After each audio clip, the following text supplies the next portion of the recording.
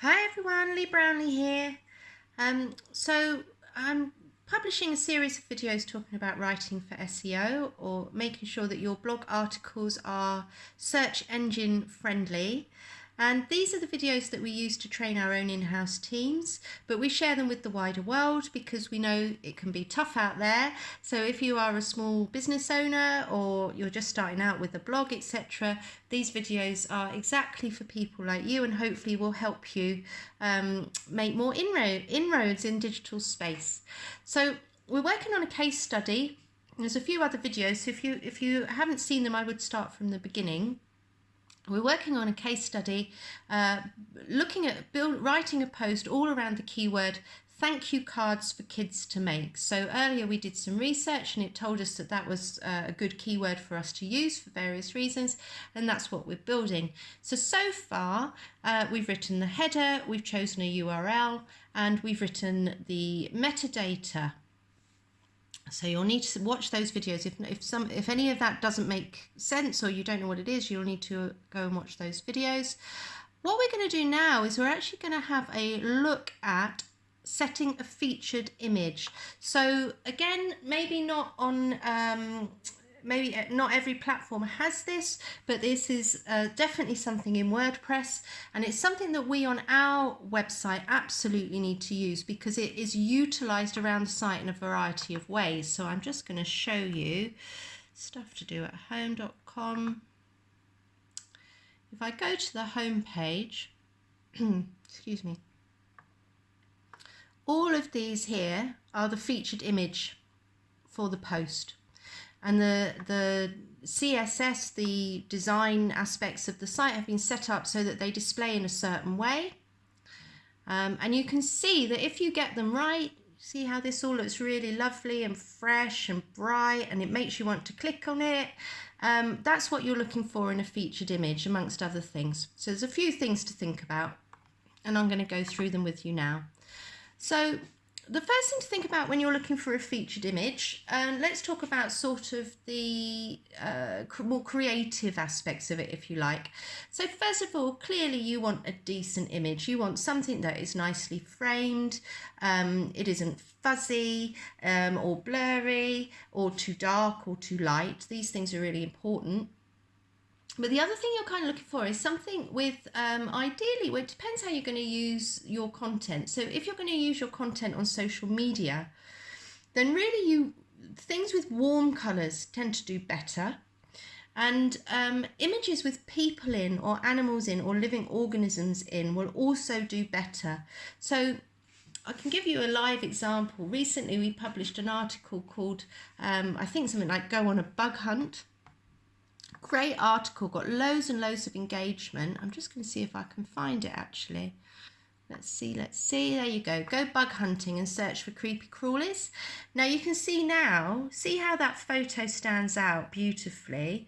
It's got the finger in it, it's got the ladybird, the red is contrasted with the blue, etc., etc. But originally what it was a close-up of an insect's face. And of course, if you look at the close-up of an insect's face, however we feel about, the environment and how much we love it and how much we love our planet, they are a bit scary. They are a bit freaky.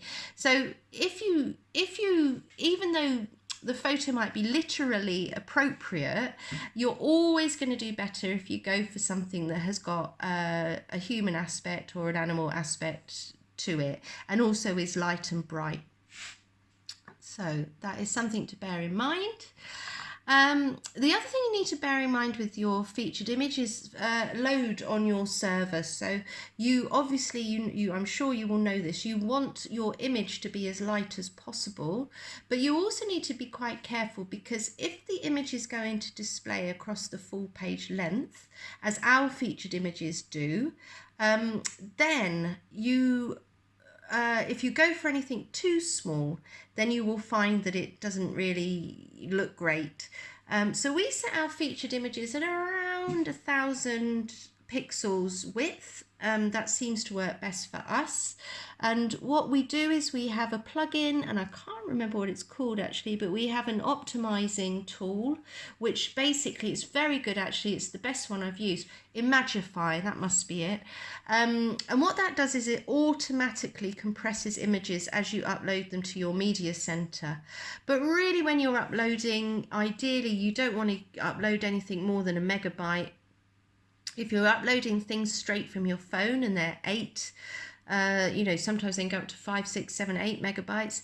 That really is too heavy. So before you do that, you should either use a package like, you can use Photoshop, but you need to pay for it. Or also you can use GIMP. GIMP is a lot like Photoshop, but it's free. There's a free version of GIMP. And go on there and compress your image. And I'm not going to talk about how to do that in this video because that's a whole other skill set that you would need to learn. But honestly, once you get your head around it, it's really not that difficult.